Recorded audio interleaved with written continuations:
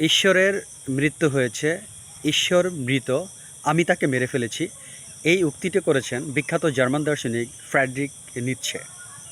তিনি তার the gay science বইতে এই উক্তিটি করেছিলেন। ঈশ্বরের মৃত্যু হয়েছে, এটি ফ্রেডরিক নিৎসের একটি বিখ্যাত এবং বহু সমালোচিত একটি বাজে এবং কুখ্যাত উক্তি, যেটি তিনি তার দ্য গে সায়েন্স বইতে উল্লেখ করেছিলেন। দ্য গে অফ সায়েন্স ছিল তার একান্ত ব্যক্তিগত অনুভূতির একটি বই। দ্য গে অফ সায়েন্স ছিল তার একান্ত ব্যক্তিগত অনুভূতির একটি কাজ। এই উক্তিটি করে ফ্রেডরিক নিৎসে বিখ্যাত হয়েছিলেন যে ঈশ্বরের মৃত্যু হয়েছে। আপনারা হয়তো জানেন, ফ্রেডরিক নিৎসে কিন্তু একজন নাস্তিক দার্শনিক ছিলেন। উনি নিজেই কথা বলেছিলেন, নাস্তিকতা আমার স্বভাবজাত, আমি কৌতূহলী এবং আমি জিজ্ঞাসু। অবশ্য নিৎসের গবেষক ওয়াল্টার ভিন্নমত পোষণ করেছিলেন। তিনি বলেছিলেন নিৎসে আসলে নাস্তিক ছিলেন না, অজ্ঞেবাদ ছিল তার দর্শনের ভিত্তি, অর্থাৎ অজ্ঞেবাদ ছিল তার বা নিৎসের দর্শনের ভিত্তি। নিৎসে কিন্তু জনমতে অনেক প্রশংসিত বা মূল্যায়ন পেয়েছিলেন। তার কারণ হলো তিনি একজন দার্শনিক এবং মনোবিজ্ঞানী ছিলেন। আপনারা হয়তো জানেন, নিৎসে কিন্তু খ্রিস্টান ধর্মের সমালোচনা করেছিলেন, তিনি খ্রিস্টান ধর্মকে ঘৃণা করতেন। তো আমরা এবার একটু আলোচনা করব যে এই যে ধর্মীয় বিষয়টা, এই ধর্মীয় বিষয়টার সাথে এই নিৎসের চিন্তা ভাবনার সমন্বয়টা কী। এখানে একটা কথা একটু আপনাদের বলে রাখা দরকার যে ধর্মীয় বিষয়টা আমরা জানি যে এই ঈশ্বর আছেন বা আল্লাহ আছেন, আমরা তাকে ভয় করি, পাপ কাজ করলে আমাদের শাস্তি পেতে হবে, ভালো কাজ করলে আমরা বেহেশত পাবো।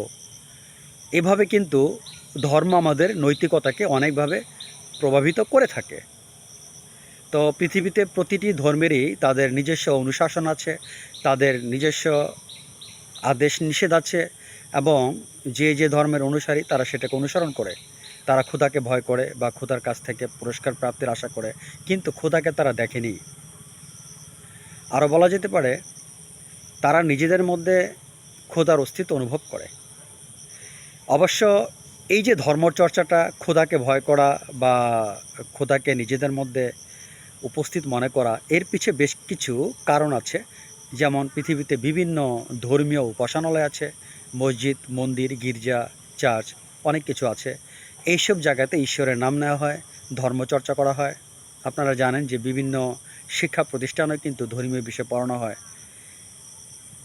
যদি সংক্ষেপে কথাটা বলি, সমাজে আমরা এখন পর্যন্ত ধর্মকে মেনে চলি, ঈশ্বরকে মেনে চলি, বা আল্লাহকে মেনে চলি, আমরা ধর্মীয় আদেশ নিষেধ মেনে চলি, যার কারণে ঈশ্বর বিদ্যমান আছে, যার কারণে ধর্ম বিদ্যমান আছে। কিন্তু এই যদি উপাসনালয়, মসজিদ, গির্জা, মন্দির, চার্চ এগুলো না থাকতো, বা শিক্ষা প্রতিষ্ঠানে যদি ধর্মীয় বিষয় না পড়ানো হতো, বা বলা যায় সমাজে যদি ধর্মের চর্চা না থাকতো, তাহলে কিন্তু ঈশ্বরের কোনো কথা আসতে পারতো না। তার মানে ঈশ্বরের কথাটা আসার মূল কারণ হলো ধর্মীয় অনুশাসন মেনে চলা, ধর্মকে বাস্তবায়ন করা, উপাসনালয়ে থাকা ইত্যাদি কারণে কিন্তু মানুষ ধর্মকে মেনে চলে। নিৎসের যেই সময়টা, সেই সময়টা ছিল কিন্তু ইউরোপিয়ান এনলাইটেনমেন্টের যুগ, অর্থাৎ আলোকিত ইউরোপ বলা হতো। কেন আলোকিত ইউরোপ বলা হতো? আপনারা হয়তো জানেন, ওই সময় বিজ্ঞান এবং শিল্পের ব্যাপক বিকাশ ঘটে। মানুষ ধর্মচর্চাকে ভুলে গিয়ে বিজ্ঞান চর্চা শুরু করে, ধর্মকে ভুলে যায়, শিল্পের বিকাশ ঘটে, বিজ্ঞানের বিকাশ ঘটে। অ্যাট দ্য সেম টাইম ধর্মের কিন্তু চর্চাটা আস্তে আস্তে লোপ পেতে থাকে।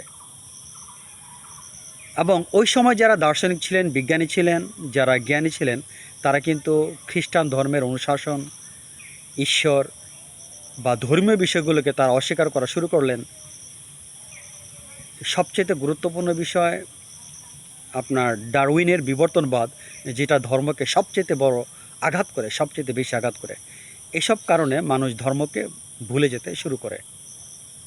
অর্থাৎ শিল্প বিপ্লবের কারণে, বিজ্ঞানের বিজয়ের কারণে আস্তে আস্তে মানুষের মধ্যে ধর্মের চিন্তাটা সরে যেতে শুরু করে। মানুষ নাস্তিক হতে শুরু করে। মানুষ নিজেকেই মনে করে আমি আমার ভাগ্যের নির্মাতা, আমার জীবন বা আমার আইডিয়া বা আমার আইডিওলজি কেমন হবে, আমার জীবন আদর্শ কেমন হবে, সেটার দায়িত্ব আমার নিজের। আমার বুদ্ধি, আমার আদর্শ, আমার ফিলোসফি কেমন হবে, সেটা আমি নিজেই গড়ব। এখানে ধর্মের কোনো কাজ নেই। এইসব কারণে ধর্ম কিন্তু তার জৌলুসকে হারিয়ে ফেলে। আগে যেমন ধর্ম মানুষকে আধিপত্য করত, এরপরে ধর্ম কিন্তু মানুষের মধ্যে আধিপত্য করতে পারেনি। ইউরোপিয়ান এনলাইটেনমেন্টের পরে ধর্ম কিন্তু মানুষের মধ্যে আধিপত্য করতে পারেনি। ধর্ম তার জৌলুসকে হারিয়েছিল। ধর্মের গ্রহণযোগ্যতা মানুষের মধ্যে কমতে শুরু হয়েছিল।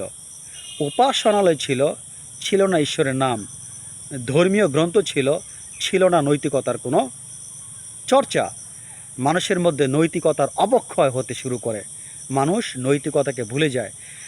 এর আগে ইউরোপিয়ান এনলাইটেনমেন্টের আগে মানুষ যখন ধর্মীয় অনুশাসন মেনে চলত, ধর্মীয় নৈতিকতাকে প্রাধান্য দিত, তারা ঈশ্বরের ভয় করত, ঈশ্বর প্রদত্ত বিধিনিষেধকে তারা মেনে চলত এবং ঈশ্বর প্রদত্ত নৈতিকতাকে তারা সর্বোচ্চ নৈতিকতা হিসেবে গ্রহণ করত।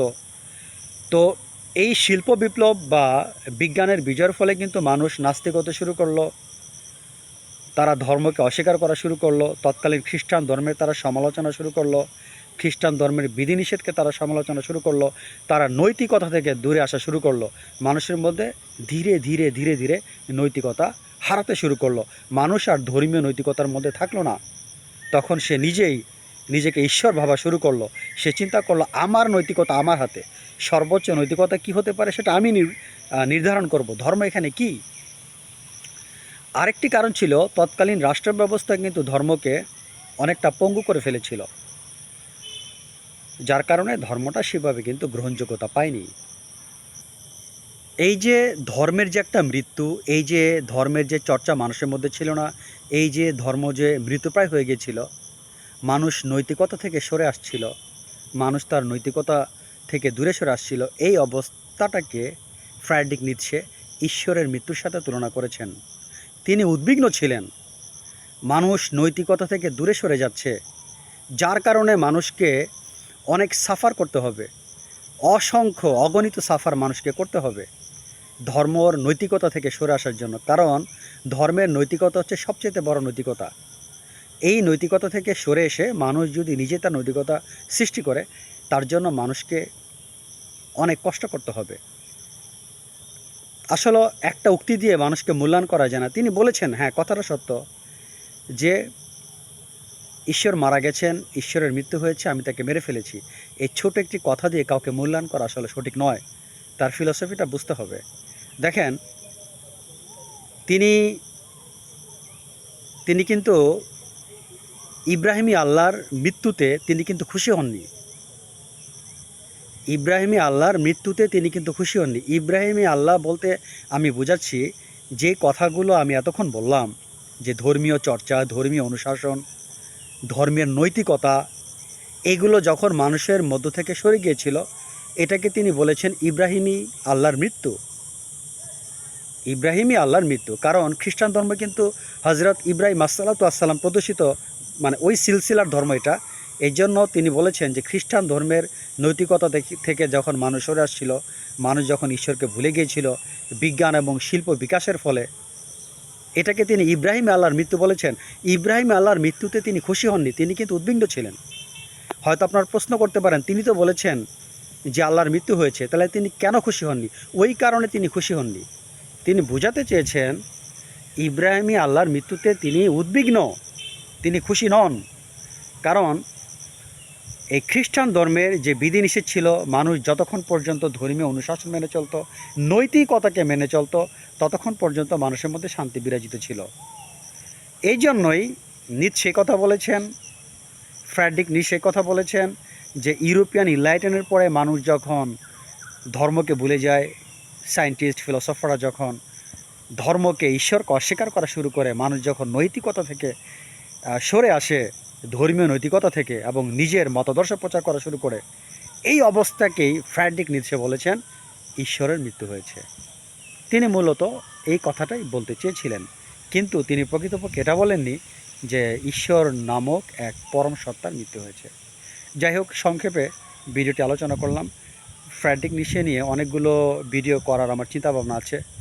আপাতত একটা ভিডিও করলাম শুধু এই উক্তিটির ব্যাখ্যা করার জন্য। সবাই ভালো থাকবেন। আল্লাহ হাফেজ।